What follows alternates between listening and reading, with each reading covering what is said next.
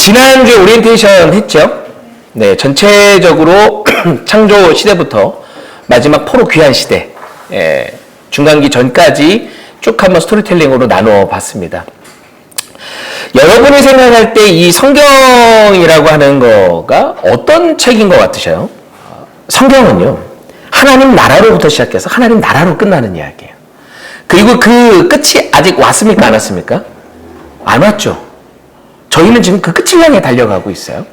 하나님이 처음 창조하시고 그 창조 이래의 이후에 벌어진 사건들이 성경에 기록되어 있습니다.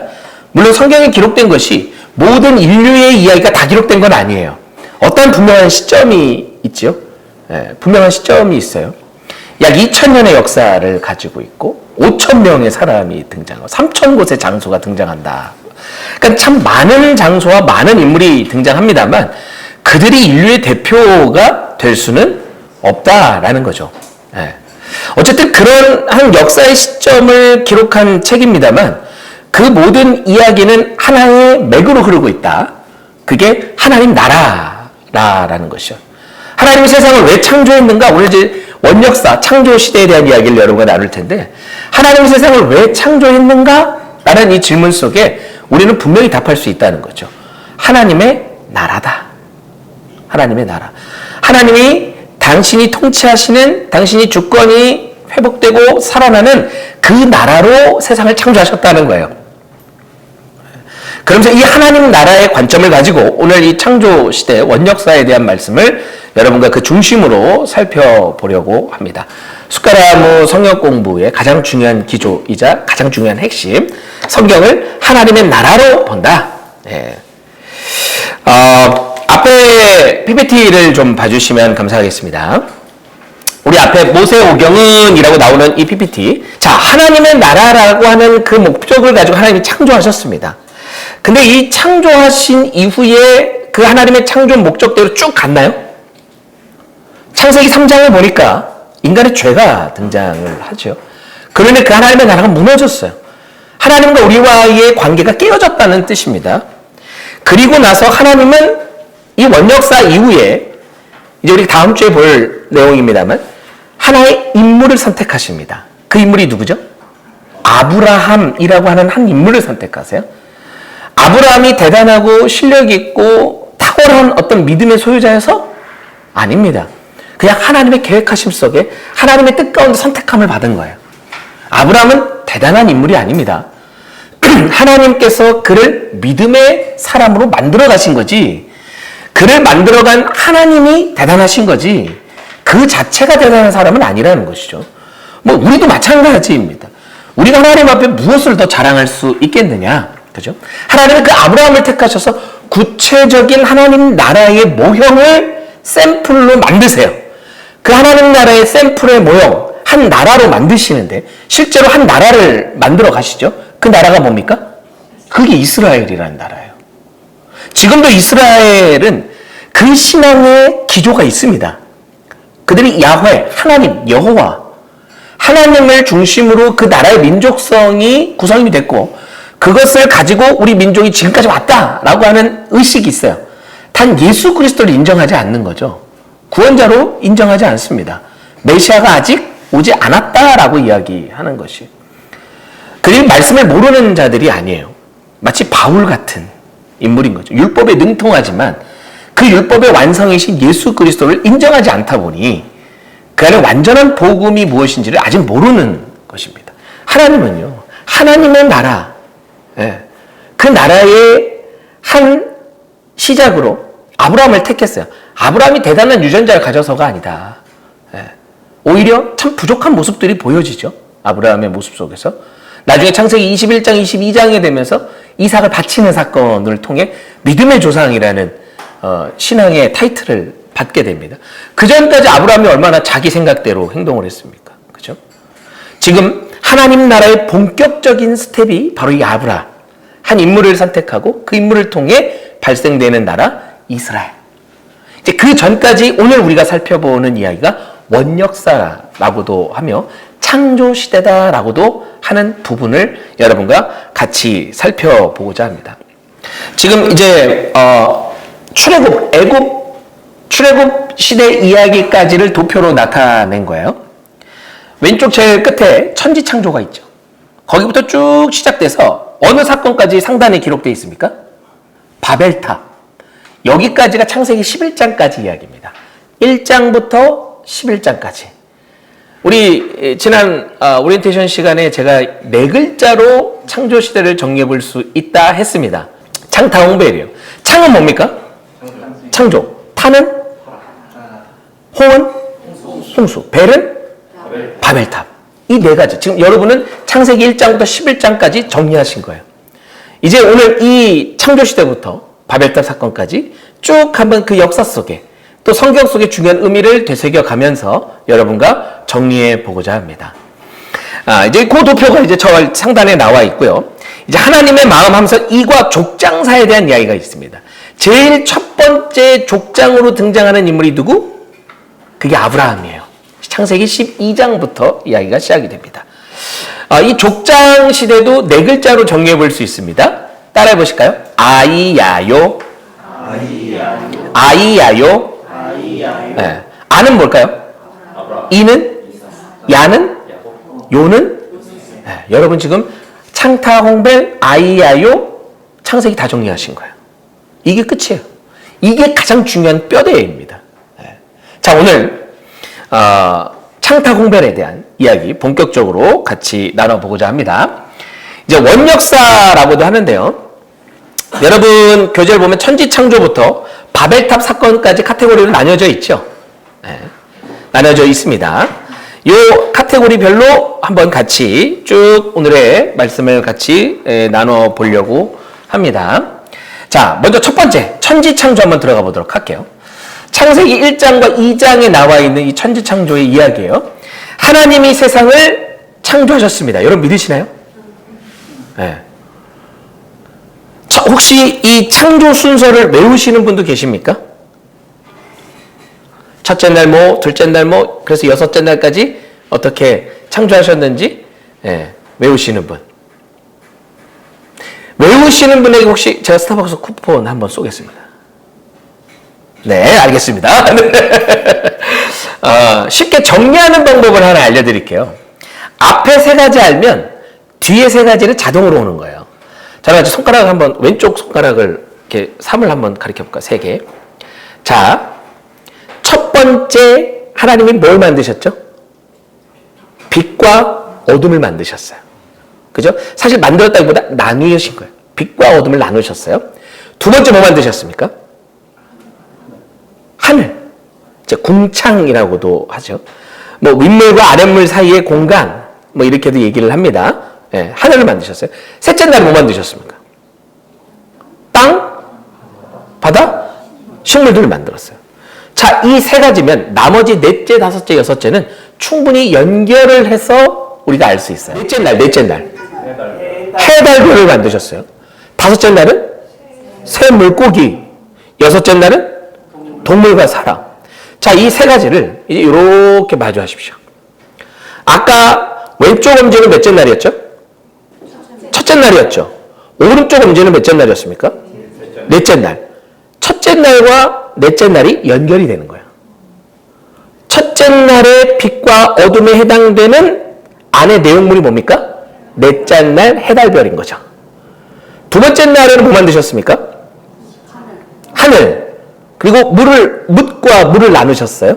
네. 그래서 하늘에 있는 새, 바다의 물고기를 만드신 거죠.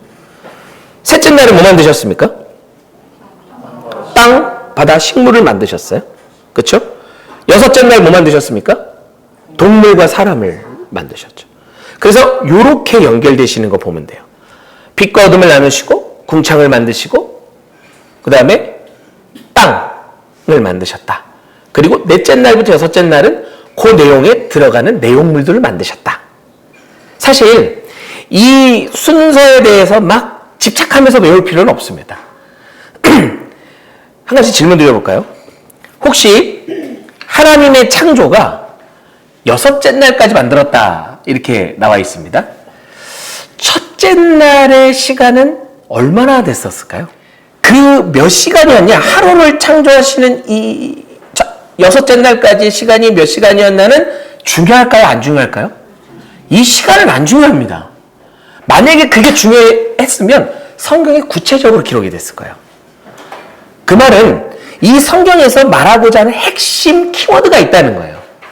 천지창조에 대해서 그게 몇 시간 동안 만들었냐, 뭐 그게 며칠이냐, 몇백 년이냐, 뭐 누구는 그래요. 몇백억 년일 수도 있다는 거죠. 그러니까 진짜 진집사님 말씀처럼 인간의 시간의 개념을 넘어서는 시간이었을 것이다 라고 봅니다. 우리가 좀 더 과학적으로도 접근을 해보면 지금의 우리의 시간과 하나님의 천지를 창조하시고 아담과 하와가 이 땅에 살면서 시작된 시간과 다를까요? 흘러가는 이 흐름, 자연의 법칙, 이제 이 과학적인 접근을 해보면 우주는 천체라고도 하죠. 이 별들. 이 별은요, 법칙에 따라 움직입니다. 그냥 지 맘대로 움직이는 게 아니에요.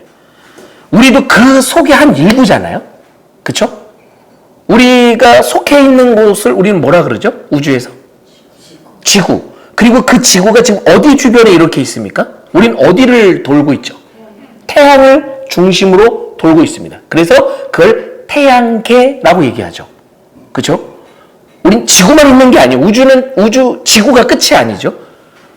지구는 나중에 영상 하나 볼 텐데 아무것도 아니에요. 우리가 사는 지구는요, 우주에 비하면 아무것도 아니에요. 진짜.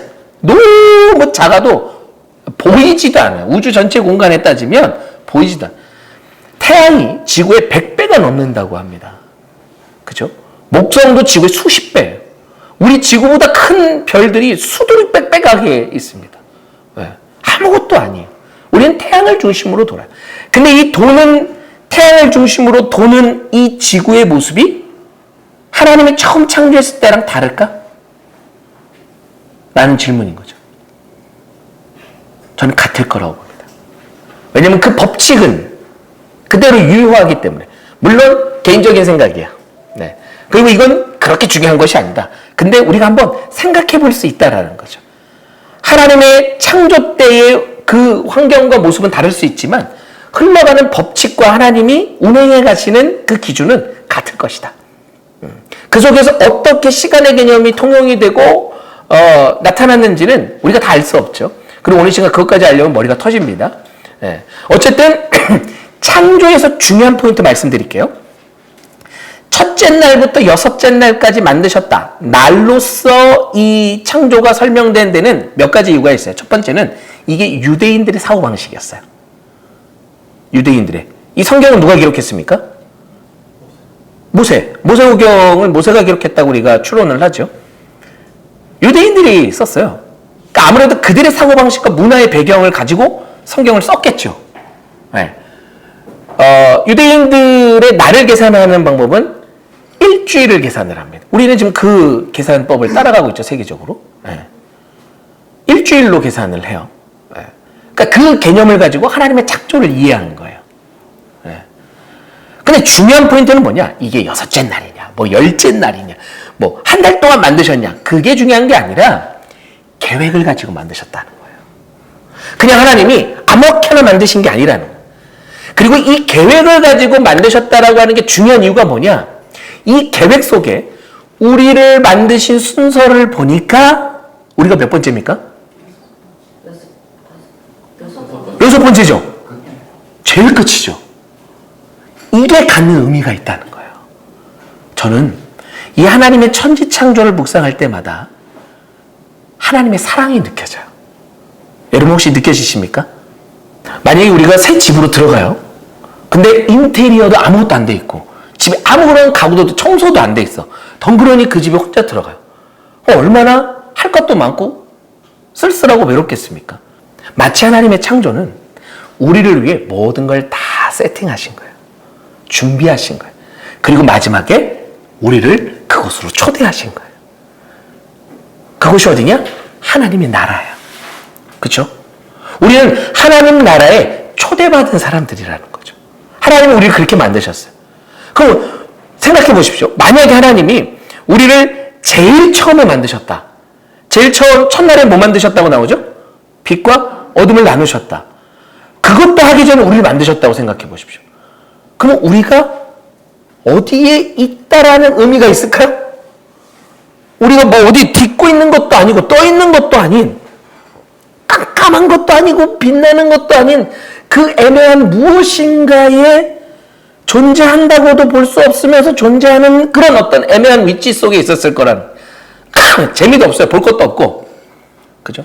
사계절에 변화하는 이 계절의 변화가 얼마나 우리에게 기쁨을 주고 행복을 줍니까? 그죠? 저는 개인적으로 꽃은 별로 안 좋아해요. 예. 그런데 보면 기분이 좋아져요. 예. 이런 삼라만상의 모든 자연들을 하나님이 다 만드셨어요. 그리고 마지막에 우리를 거기로 초대하신 거죠. 왜? 왜 우리를 마지막에 만드셨을까? 사랑하시는 거예요. 단순합니다. 간단해요. 성경은요, 하나님의 사랑을 얘기해요. 처음부터 끝까지.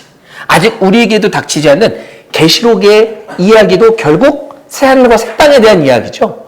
새 예루살렘, 그게 뭡니까? 하나님의 새롭게 하시는 거예요. 다시 하나님의 나라의 완전한 창조, 원형의 회복을 이루시겠다는 거거든요. 그래서 성경은 창세기와 요한계시록 같은 맥으로 흘러가고 있는 처음과 나중의 말씀이에요. 샌드위치 구조 속에 우리가 살고 있는 것이죠. 결국 하나님의 나라로 시작하여 하나님의 나라로 마무리하시는 거예요. 네. 이해가 되십니까? 첫째 날부터 여섯째 날까지 창조의 순서, 빛과 어둠을 나눈, 물론 이 나눈 순서와 여섯째 날까지 의미 하나하나 다 따져볼 수 있고 신학적으로도 연구해 볼 수 있어요. 근데 우리는 그런 시간은 아니니까, 전체 흐름을 정리하는 시간이니까, 예. 이 정도의 의미만 여러분이 정리하시면 참 좋겠다. 하나님이 계획을 가지고 만드셨다. 그리고 우리를 가장 사랑하셔서 마지막에 만드셨다. 창조 속에, 하나님이 창조하신 그 섭리 속에 우리는 무엇을 아는가? 하나님의 사랑을 발견해야 한다 라는 거죠. 제가 오리엔테이션 시간에 또 이야기했었는데 기억하시는지 모르겠습니다. 하나님이 6일 동안 창조하신 걸까요? 7일 동안 창조하신 걸까요? 7일. 7일 날은 뭘 만드셨나요? 쉼을 만드셨어요. 맞아요. 하나님이 쉬지 않으셨으면 우리에게 쉼이라는 개념은 없었죠. 하나님이 쉬심으로써 우리 인간에게 쉼이라는 축복이 오는 것입니다. 네. 지난 월요일 날이 어제네요. 공휴일이었죠. 여러분 어떻게 잘 쉬셨습니까? 네. 저는 우리 아버님하고 저희 이래하고 이한이하고 자전거 탔어요. 네. 아라뱃길을 이렇게 자전거로 달리면서 참 좋은 시간을 가졌습니다. 그런 쉼과 휴식이라고 하는 거, 이건 반드시 우리에게 필요한 것이죠. 하나님 우리 삶에 너무너무 중요한 요소로 우리 가운데 허락해 주셨다. 그래서 하나님의 창조는 7일, 마지막 7번째 쉼까지 창조이다. 그리고 이 모든 창조의 목적은 우리를 사랑하시기 때문이다. 이렇게 정리하시고 보시면 되겠습니다. 이런 하나님의 아름다운 창조 속에 우리가 지어졌어요. 이렇게만 가면 얼마나 좋을까? 창세기 3장이 시작되며 어떤 사건이 벌어집니까? 인간의 죄 이야기가 등장합니다. 타락이, 창타. 그죠? 여러분들 거의 다 이 스토리를 아니까요. 하나님이 선악과를 만드신 걸까요? 원래 있던 걸 지목하신 걸까요? 원래 있던 그 한 나무를 지목하셨어요. 선악과라고 하는 건 후대에 우리가 그냥 부르는 것이죠. 선과 악을 분별하는 나무다. 그래서 선악과 이렇게 불러요. 예. 중요한 거. 항상 우리가 이 성경을 볼 때 중요한 포인트가 뭔지를 알아야 된다고 했습니다. 그죠? 선악과라고 하는 것을 따로 만드시지 않았어요. 동산 어디에 있는? 중앙에 있는. 그럼 이거는 무엇이 중요하다는 의미입니까? 중앙이라고 하는 위치가 중요한 거예요. 장소. 질문 하나 드려볼까요? 왜 중앙일까요? 그렇죠. 맞아요. 어디에서나 볼 수 있는 곳이라는 거예요. 이걸 너무 디테일하게 가서 그러면은 중앙에 있는데 다른 나무들에게 가려져 있으면 그게 보입니까? 그런 의미, 그렇게 디테일한 것이 아니라 의미적으로 여기에 포인트가 뭐냐? 동산 중앙, 어디에서나 볼 수 있는 정 가운데, 즉 왜 어디에서나 볼 수 있도록 이 동산 중앙에 있는 나무를 가리키셨을까? 그걸 왜 먹지 말라고 하셨을까요? 왜 중앙이어야 돼? 왜 그걸 늘 봐야 됐죠? 이유가 뭘까요? 지금 에덴 동산에 아담과 하와가 살아요. 근데 하나님이 창세기 2장 17절에 뭐라고 얘기하시냐? 너희가 다 해. 막 그래서 진짜 아담이 모든 당신의 창조하신 거 이름도 지어요. 이름을 짓는다는 건 주인이다라는 뜻이지 않습니까? 아, 이런 특혜가 어딨냐는 거예요. 근데 한 가지를 못 하겠어요. 우리가 그런 생각 듭니다. 아니 뭐 그냥 다 하게 하지 뭐하러 그거 한 가지. 아니 그리고 저거는 뭘 먹지 말라 그래 또. 원래 사람 심리가 하지 말라 그러면 더 하고 싶어요. 아니 괜히 그냥 피차 피곤하게 왜 그러실까? 이런 생각이 듭니다. 동산 중앙이라고 하는 건 가장 잘 보이는 것. 잘 보인다는 건 늘 기억하라는 뜻이겠죠? 하나님이 뭘 기억하냐? 저거 먹으면 안 된다는 걸 기억하라는 거예요. 그럼 그 먹지 말라는 게 무슨 의미냐는 거지. 하나님이 우리에게 모든 걸 다 허락하셨지만 안 된다는 것을 규정하고 나는 너희에게 그 기준을 정해줄 수 있는 자. 즉 너희는 내 말에 순종하며 살아가야 되는 존재. 내가 그렇게 만든 거야 라고 하는 정체성과 창조의 목적을 알려주신 거예요. 그럴 때 에덴 동산에 살 수 있다는 거죠.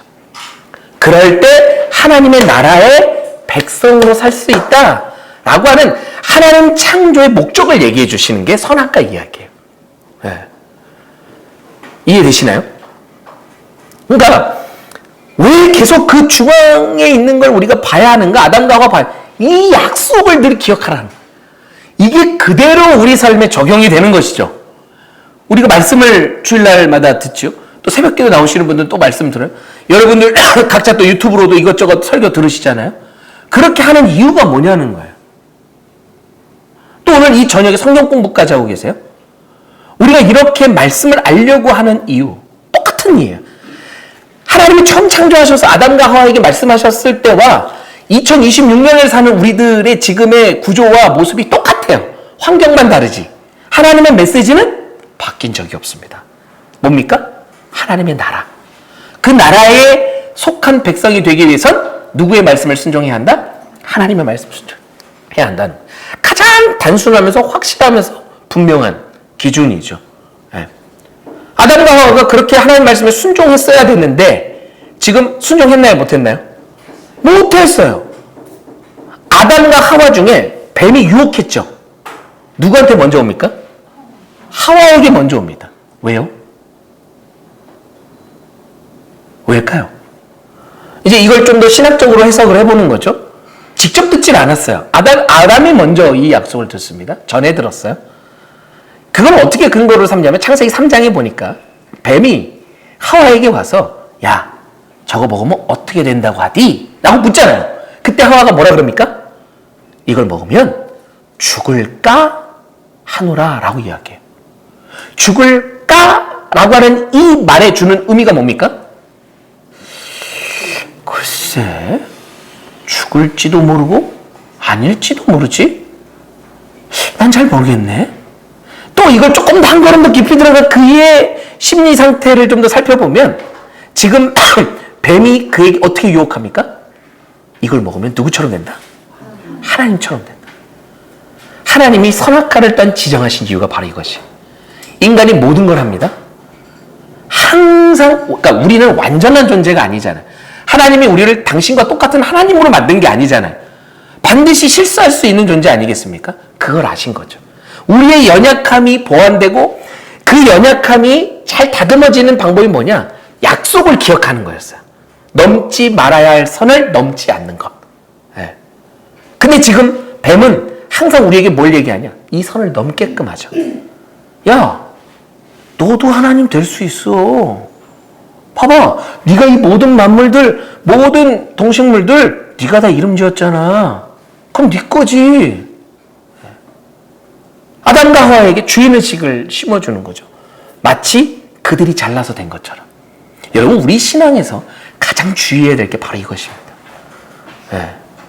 나중에 이 이스라엘 백성들의 역사를 우리가 이제 또 볼 텐데, 출애굽하고 가나안 정복할 때 이스라엘 백성들이 여리고성을 함락시키잖아요. 그러니까 지가 잘해서 된 줄 아는 거죠. 그렇게 말도 안 되는 방법을 하나님이 알려주셨어요. 왜 하나님이 그렇게 말도 안 되는 방법을 알려주셨을까요? 이유가 뭘까요? 그렇죠. 이건 누가 봐도 니네가 한 게 아니야를 알려주시는 거예요. 우리들이 신앙생활 속에서 하나님이 또 요구하시는 믿음의 모습과 결단의 모습들 중에 때로는 무모하니만큼 무엇인가 도전해야 되는 것들이 있죠. 있습니다. 그렇죠? 우리는 그 사건을 넘어서면서 믿음을 지키며 그 믿음으로 돌파하면서 우리는 깨닫게 되죠. 하나님이 하셨구나. 이건 하나님이 하시는 거구나. 라고 알 수밖에 없게 만드는 상황들이 있다 이 말입니다. 그죠? 오늘 저희 장인어른도 여기 계십니다만 우리 김승환 성도님 15년 기도했습니다. 개인적으로. 제가 인간적인 노력과 설득으로 이게 될까요? 안 됩니다. 네. 저는 이 모습 자체가 저는 제 아버님이 여기 성경 공부에 함께 하신다는 게 너무 놀라워요. 네. 너무 감사하고 네, 정말로 이게 기적 아니겠습니까? 여러분 하나님이 하시면요 바꿔가는 거예요. 변화시켜 단지 시간의 문제인 거죠. 중요한 건 하실 것을 믿고 맡기는 것입니다. 결국 하나님이 아담과 하와에게 요구했던 건 그거예요. 온전한 순종이었어요. 근데 뱀은 자꾸 그거를 까는 거죠. 그걸 무너뜨리는 거예요. 죽을까 하노라 라고 하는 그 하와의 생각을 비집고 들어갑니다. 그러면서 뱀이 뭐라 그럽니까? 안 죽어. 근데 하나님이 반드시 정령 죽는다 그랬잖아요. 하나님이 예를 들어서 야 나도 죽을지 안 죽을지 잘 모르겠는데 하여튼 판단 똑바로 해. 이렇게 얘기하신 게 아니라고. 먹는 날에는 어떻게 된다? 정령 죽는다. 반드시 죽는다. 죽어. 반드시 죽을 거야? 이건 결과가 당연한 거야. 꼭 기억해. 꼭 기억해. 이렇게 얘기하셨다고. 그래서 그거를 동산 중앙에 지목하시며 늘 오갈 때마다 이거 기억해. 기억해. 기억해. 그렇게 신신당부하셨단 말이에요. 근데 지금 사단이 안 죽어 라고 하는 그 한마디에 넘어가는 거예요. 그 마음 저변에 깔려있는 인간의 본성, 그 욕심, 욕망 드러나는 것이죠. 사단은 그걸 파고들었어요. 그러니까 결국 선악과를 먹었습니까? 안 먹었습니까? 먹었죠. 선악과를 먹고 그들 안에 나타나는 모습은 하나님이 창조하셨을 때 주셨던 모습일까요? 아닐까요? 아니죠. 이제 창조의 돌연변이가 나오기 시작해. 그게 뭡니까? 그게 죄입니다. 죄예요. 성경에서 말하는 죄는 윤리, 도덕을 가지고 얘기하지 않아요. 그거는 더 밑에 하층의 의미입니다. 가장 먼저의 죄는 뭐냐? 하나님을 떠나는 거예요.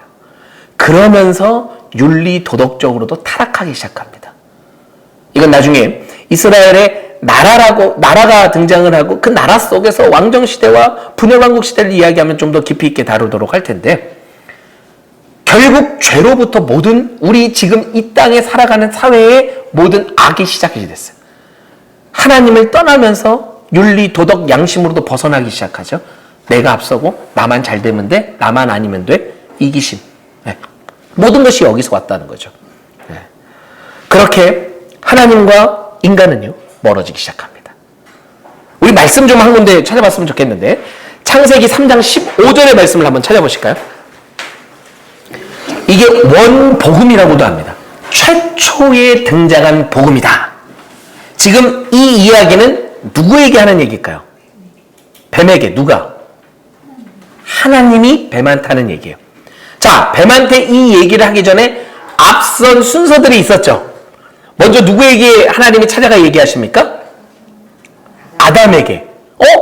찾아가 얘기하셨다? 아담과 하와가 선악과를 먹은 다음에 반응이 뭐였습니까? 숨었어요.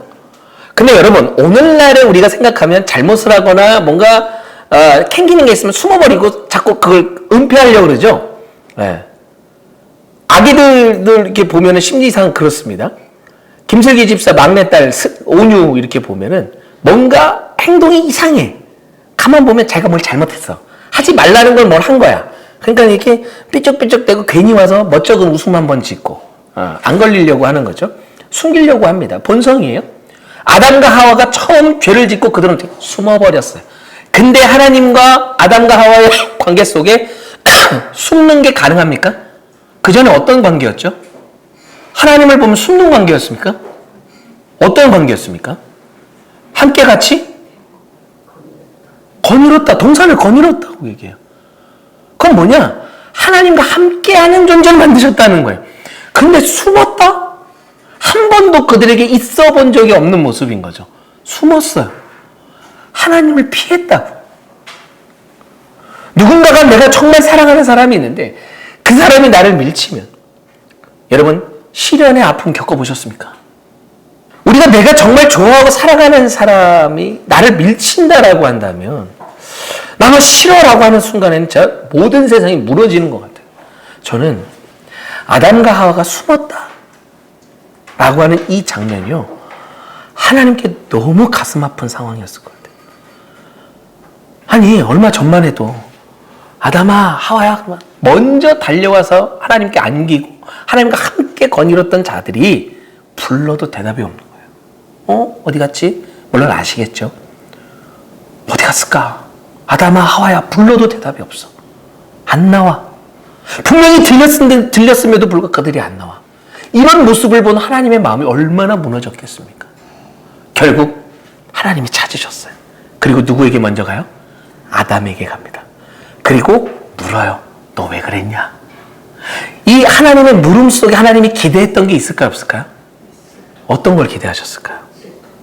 그렇죠. 정직한 거. 하나님은 만약에, 이미 다 지난 이야기입니다만, 우리가 아는 하나님은 만약에 거기서 아담이 자신의 죄를 고백했더라면 하나님은 어떻게 하셨을까요? 용서해 주실 수도 있지 않았을까라는 그냥 생각을 해봅니다. 근데 아담은 어떻게 했죠?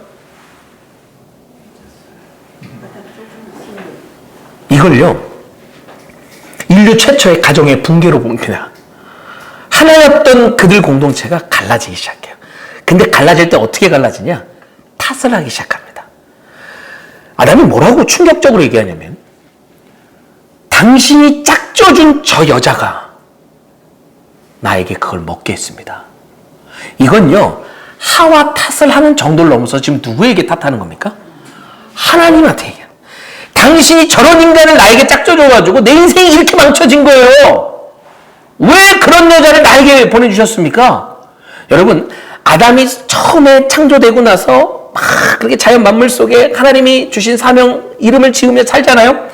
그러다가 성경은 뭐라고 얘기하냐? 그가 독처하는 것이 안타까웠다, 하나님이. 그래서 그의 갈빗대를 취하여 누굴 만드셨어요? 하와를. 그때 아담이 하와를 딱 보자마자 뭐라고 얘기합니까?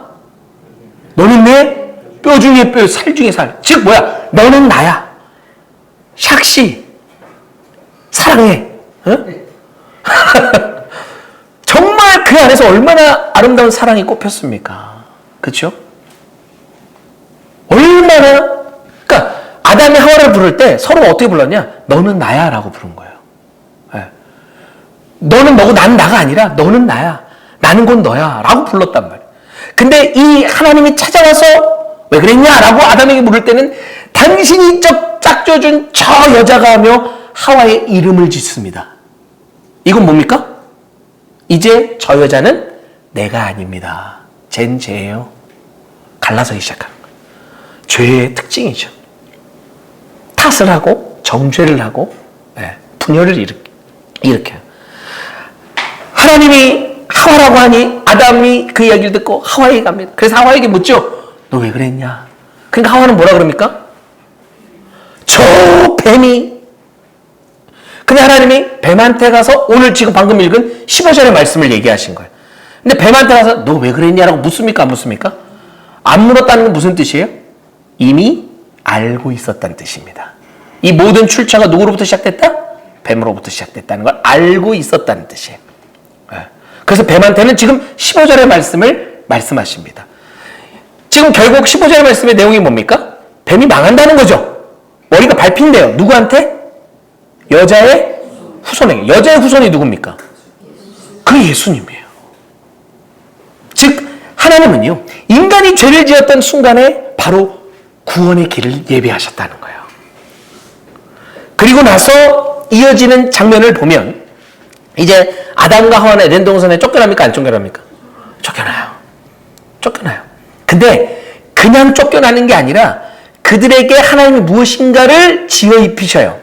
창세기 3장 21절 말씀인데 같이 한번 보도록 하겠습니다. 하나님의 패션 센스가 참 탁월하신 걸까요? 역시 옷을 지어 입히셔도 패션 리더답게 가죽 옷을 입히신 걸까? 이 가죽 옷의 의미가 뭘까요? 희생. 가죽은 죽음을 상징하죠. 죽어야만 얻을 수 있는 소산물이에요. 사실 하나님의 창조 이래 어떠한 생명이 죽는 일이 없었습니다. 그죠? 근데 인간의 죄 때문에 자연이 죽임을 당하기 시작했어요. 네. 대속의 도구로 쓰이게 돼서 우리 때문에. 네. 그 죽음, 그 가죽옷, 그들은 그 가죽옷을 입고 에덴 동산에서 쫓겨납니다. 그리고 3장이 마무리되죠. 그러면서 이어지는 이야기가 뭡니까? 4장이 가인과 아벨의 이야기입니다. 가인과 아벨의 이야기의 가장 중요한 포인트가 뭐라고요? 제사. 근데 이 제사가 어떻게 드려지는 겁니까? 제사는 어떻게 드리죠? 제물. 그렇죠. 그 제물은 왜 필요합니까? 내 죄를 대속해야 되는 대속제물이니까. 가죽옷이 그거였잖아요. 하나님이 알려주신 거예요. 이제 너희들이 죄를 지었기 때문에, 너희들 안에 죄가 있기 때문에 나를 바로 만날 수 없어. 이 제사를 통해 너희 죄가 씻겨지지 않으면 나를 만날 수 없어. 라고 그때부터 이 제사에 대한 이야기. 우리가 주일날 예배 드릴 때 참회 기도 시간을 갖지 않습니까? 그렇죠? 그 회개의 시간을 왜 갖습니까? 성령님, 내 안에 있는 한 주간의 모든 죄의 모든 찌꺼기들을 깨끗하게 씻어 주십시오. 그래서 하나님 앞에 온전한 그릇으로 나가길 원합니다. 그죠? 이게 과거 희생 제사를 드렸던 번제, 이 폼이 예배 폼으로 바뀐 거 아닙니까? 결국 그 제사, 번제의 의미는 뭐냐? 내 죄의 대속이에요. 이게 있어야 되는 시대가 돼버린 거죠. 그러면서 하나님과의 소통이 다시 이루어집니다. 제사를 통해서. 교제가 일어나요. 자, 근데 이 하나님의 교제, 하나님 앞에 예배 드리는 이 사건 속에서도 이 예배 안에서 지금 어떤 사건으로 이어집니까? 살인사건이 일어나는 거예요. 얼마나 인간이 악해져 가고 있는지 모릅니다. 이젠요, 하나님이 만든 내 사람을 죽여요. 생명의 주권이 누구에게 있죠? 하나님께 있습니다. 여러분, 화성 연쇄 살인사건 아시죠? 유영철 연쇄살인범 아시죠? 조두순 연쇄살인범 아시죠? 이들의 공통점 중에 하나가 뭐냐? 살인을 하면서 쾌감을 느꼈다는 거예요. 너무 무서운 얘기입니다. 그리고 이 살인을 할 때 카타르시스를 느끼는 거예요. 피냄새가 너무 중독적이라는 거예요. 아니, 정신질환이죠. 그런 그들이 또 하나 갖는 공통적인 생각이 뭐냐? 내가 이제 살인을 저지르기 직전, 내 앞에 놓여진 그 나를 보며 두려워하는 그를 보며 내가 마치 신이 된 것 같다라는 이야기를 합니다. 왜요? 지금 이 사람을 내가 죽일 수도 있고 살릴 수도 있어. 그래서 정말 그 희생자에게 그런 얘기를 했대요. 내가 너 죽일 수도 있고 살릴 수도 있어. 어떻게 살려줄까 죽일까? 이렇게. 얼마나 무섭습니까? 이건 말도 안 되는. 인간의 생사화복은 사람에게 있는 게 아니라 하나님께 있는 줄 믿습니다. 인간이 이렇게 악해지기 시작하죠. 가인이 아벨을 죽였어요. 왜 죽였습니까? 시기질투. 뭐에 대한? 이게 얼마나 어처구니없는 이유입니까? 아니, 제사는 누구한테 드리는 거예요? 근데 지금 가인의 태도는 어떠죠? 내가 제사 드려주는데 내 걸 안 받아? 어디 감히 이 뜻인 거예요. 죽이기 전도되어 있습니다. 그것 때문에 아벨을 죽여요. 이 가인과 아벨에 대한 이야기도 깊이 있게 다뤄야 될 부분이 있지만 오늘은 이 정도의 중요한 의미만 잡고 넘어가도록 하겠습니다. 결국 가인이 아벨을 죽임으로 아벨이 죽고 난 이후에 이 가정에 하나님이 다시 자녀를 주십니다. 그게 누구였죠? 셋이었어요. 이 셋의 계보를 통해 노아가 태어납니다. 하나님이 제사 제도를 통해서 사람과 화합하고 갈라지고 분열된 그 하나님의 창조 원형의 모습을 회복시킬 수 있는 기회를 주셨지만 인간들은 끊임없이 악해지고 더 악해져 갑니다. 공동체를 이루고 사회를 이루어요. 그러나 그 안에서 끊임없이 이기적인 마음, 자기의 욕망과 자기의 쾌락을 위해 무엇이든지 하는 그런 시대로 전락해버리죠. 그래서 어느 시대까지 오느냐? 노아 시대까지 오는 거예요.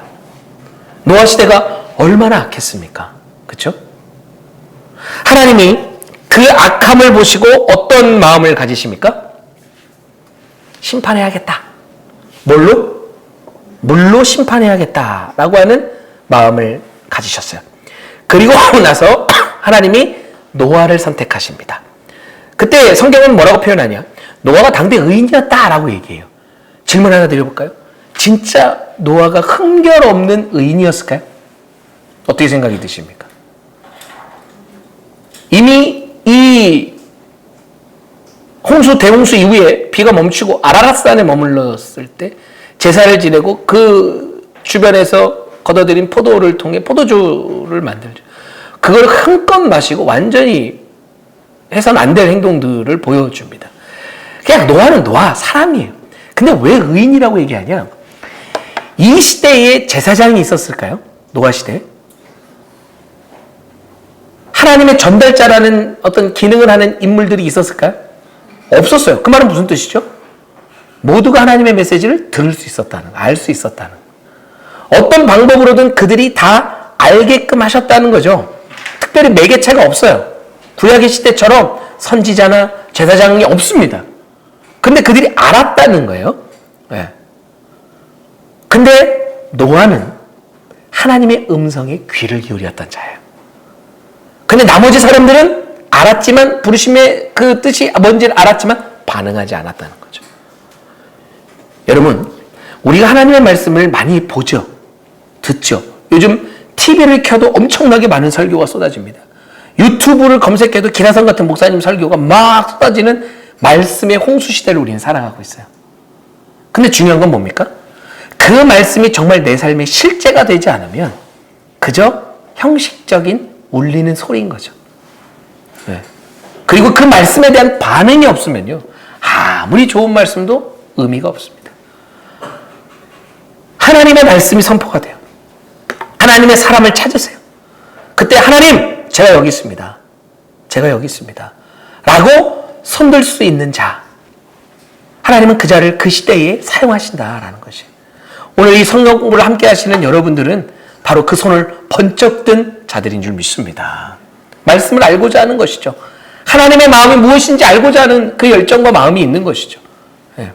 그때 노아가 듣고 반응해요.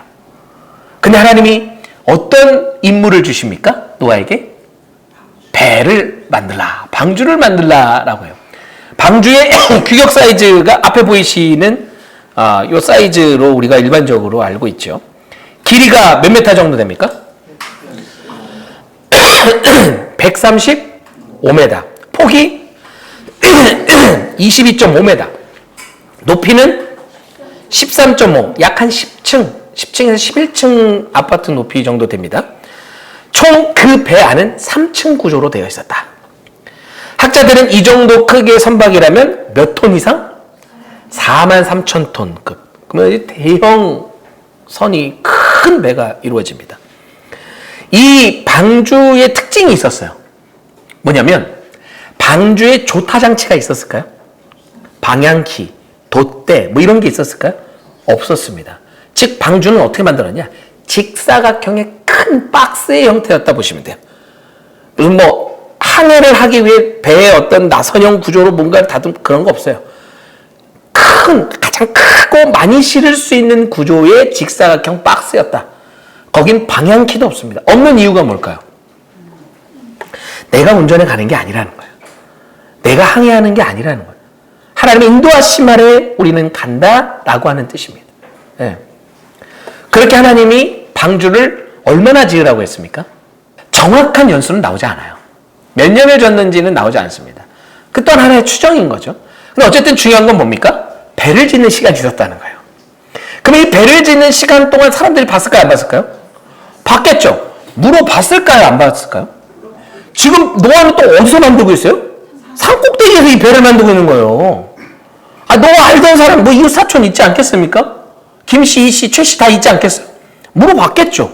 그런데 이 물어본 거에 대해서 노아가 대답을 했을까요? 안 했을까요? 했겠죠. 하나님이 이렇게 말씀하셨다. 그러면 그들이 그랬구나, 저랬구나, 하나님의 뜻을 알았을까요? 몰랐을까요? 알았겠죠. 그런데 정말 비가 내렸습니까? 안 내렸습니까? 내렸어요. 그런데도 안 왔다는 거예요. 배에 탄 사람이 몇 명입니까? 8명이에요. 노아 가족이죠. 아무도 안 왔어요. 그 비가 떨어지는데도 불구하고 안 왔어요. 안 왔어요. 결국 방주의 문은 닫히고 심판은 이루어졌죠. 여러분 그거 아시나요? 이 대홍수의 이야기는 고대 문헌에 다 공통적으로 나와 있는 사건으로 있습니다. 네. 이 대홍수의 사건이 전해지는 그 이야기 속에, 구전으로 전해지는 고대 이야기 속에 반드시 모든 민족들이 다 공통적으로 가지고 있는 이야기, 사건이라는 거예요. 하나님이 대홍수의 사건, 그 이후로 이제 노아의 가족들, 그 중에 노아의 아들들이 있었습니다. 누구죠? 셈, 함, 야벳. 그렇죠? 그 가족들과 함께 이제 정말 40주야에 비 내리는 사건 이후로 이제 비가 멈추고, 그래서 노아가 비둘기를 보내지 않습니까? 그래서 그 잎사귀를 물어오잖아요. 아, 이제 물이 좀 말라가는구나. 하고 이 배가, 방주가 멈췄어요. 그게 어디였다? 아라라삿이라고 하는 곳으로 추정이 됩니다. 그래서 이 배가 멈췄어요. 그래서 거기서 제사를 지내죠. 이때 그 주변에서 포도 농사를 져서 얻은 그 포도주를 흥껏 마시고 노아가 실수를 범해요. 하체를 노출시킵니다. 근데 함은 그걸 지적을 해요. 근데 셈과 야벳은 가려져요. 그죠? 네. 그 가렸던 셈과 야벳 중에 하나님이 믿음의 대로 이어가시는 한 사람을 택합니다. 그게 누구죠? 그게 셈이에요. 아브라함은 셈족입니다. 그래서 이 믿음의 계열이 그렇게 흘러가죠. 네. 그렇게 노아의 홍수 이후에 셈이라고 하는 그 아들의 후손을 통해 믿음의 계열이 이어갑니다. 또다시 인류가 번성하죠. 네. 마지막 사건, 무슨 사건입니까? 바벨탑 사건이에요. 인류가 또다시 번성을 해서 또 사회를 이루고 공동체를 이룹니다. 근데 그러면서 그들이 한 행위가 하나 있었으니 무엇이었습니까? 바벨탑을 만드는 거예요. 바벨탑. 여러분, 바벨탑을 만든 사건에 대해서 어떻게 생각이 드십니까? 바벨탑을 왜 만들었죠? 내가 하나님처럼 높아지려고. 자, 우리가 일전에도 우리 오리엔테이션 시간에도 말씀드렸습니다만, 바벨탑을 짓는 이유, 높이 쌓는 이유가 뭐다? 네. 인류가 경험한 대홍수. 즉, 하나님의 손길로부터 우리 스스로 우리를 보존시킬 거다. 결국 그게 무슨 뜻입니까? 하나님과 맞짱 뜨겠다는 거죠. 하나님, 또 물로 심판해보셔. 우리가 죽나? 그러니까 더 응집을 시키는 거예요. 야! 더 똘똘 뭉쳐. 우리 이길 수 있어. 누구를? 하나님을. 이제 이 교만이 하나님 마음 보시기에 너무 안타까워. 그래서 그 바벨탑, 그 탑을 쌓는 그 주변에 많은 사람들을 하나님 어떻게 하셨어요? 흩으셨어요. 이때 이제 언어의 출현으로 우리가 보고 있죠. 이제 우리가 주일학교 때 이 바벨탑 사건을 말씀을 들을 때 갑자기 우리 오대웅 집사님이 이렇게 하세요. 대웅 집사님 나무 좀 주십시오. 근데 갑자기 대웅 집사님이 줄을 주는, 밧줄을.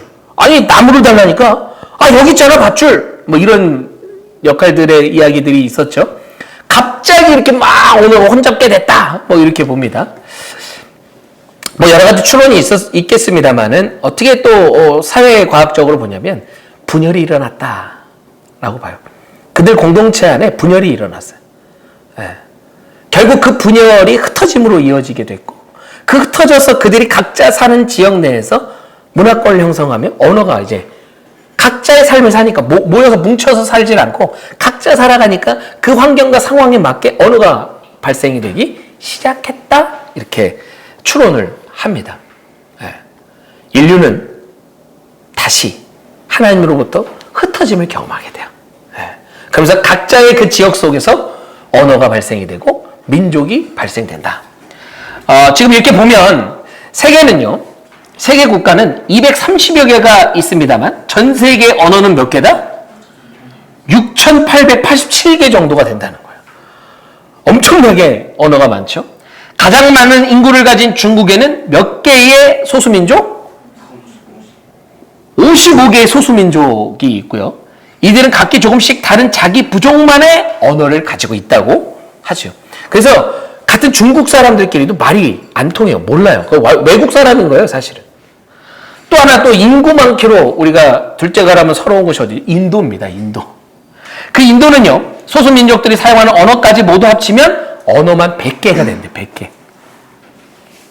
우리나라는 언어가 몇 개입니까? 하나죠. 여러분 혹시 제주도 말 들어보셨습니까? 아니요, 하숙강? 뭐, 이렇게, 우리 말하고 비슷한 게 있지만 또 어느 부분은, 에이, 저기 뭐야? 뭐, 이런, 뭐, 마지비? 뭐 이런 식으로 방언처럼 들리는 말들이 있어요. 예. 그렇게만 바뀌어도, 에이, 저기 무슨 뜻이야? 완전히 이질감이 느껴지는데, 한 나라에 100개의 언어가 있다고 생각을 해보시죠. 그냥 몰라요. 그냥 같은 나라 행정구역상으로 그냥 인도다라고 하고 있는 거지, 서로가 전혀 관련이 없는 민족, 워낙 땅덩이가 크다 보니까요. 이런 언어들의 발달, 이제 그 바벨탑 사건 이후에 흩어지는 분열을 통해서 각 문화권에서 이제 형성된 언어가 발달되어 여기까지 왔다. 이렇게 연결해서 우리가 살펴볼 수 있는 것이죠. 결국 인간은요, 끊임없이 잘못합니다. 끊임없이 하나님께 도전해요. 아담과 하와가 뱀의 유혹 속에 넘어간 그 사건 이후로, 그들 마음이 무너진 그 사건 이후로 이 죄의 DNA가 계속 우리에게 흘러 오고 있는 것이에요. 여러분 어떠십니까? 주일 이후 어제 오늘 이틀 지났네요.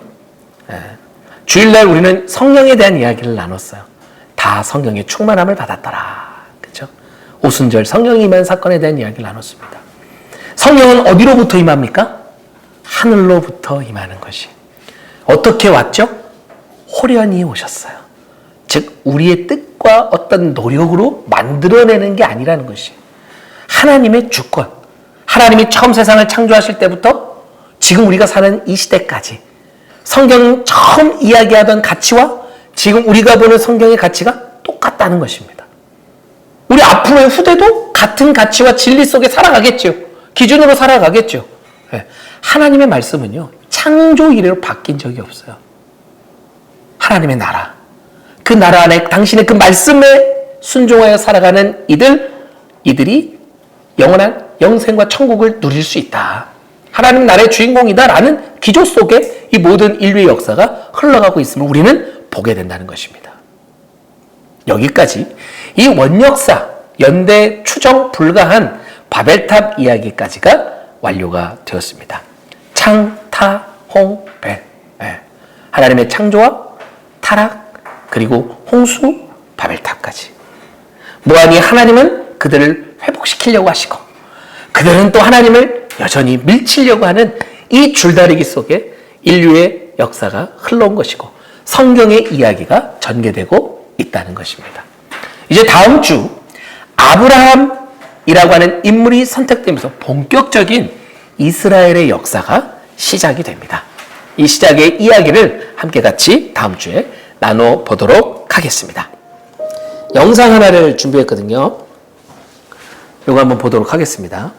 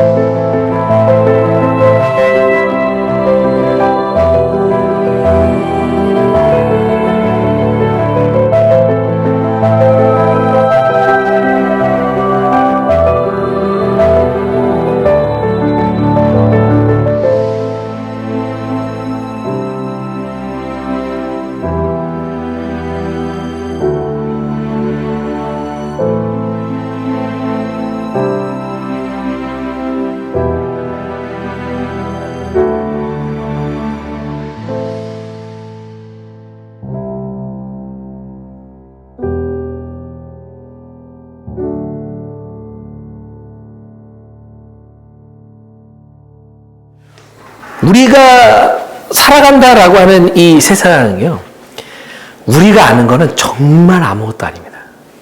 그죠? 우리가 우주가 얼마나 넓은가라고 할 때 이건 뭐 말을 할 수가 없죠. 표현이 되질 않아요. 예. 근데 그 우주를 덮고 계신 분이 하나님이신 거죠. 제가 참 좋아하는 찬양 중에 이런 찬양의 가사가 있어요. 하늘을 두루마리 삼고 바다를 먹물 삼아도 한없는 하나님의 사랑, 다 기록할 수 없는 거죠.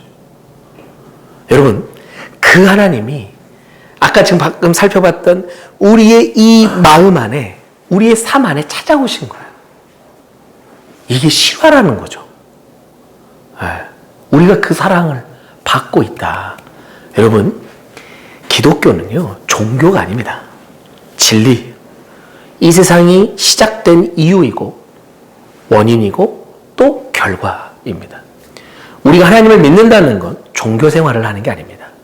우리 존재의 목적을 찾아가는 거죠.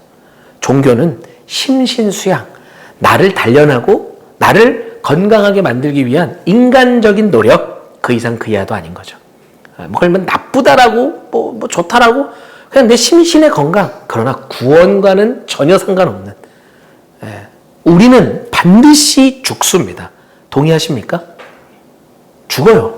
반드시 죽어요. 한 번 태어나면 반드시 죽습니다. 영원히 사는 사람은 아무도 없죠. 영원히 살고 싶어 했죠.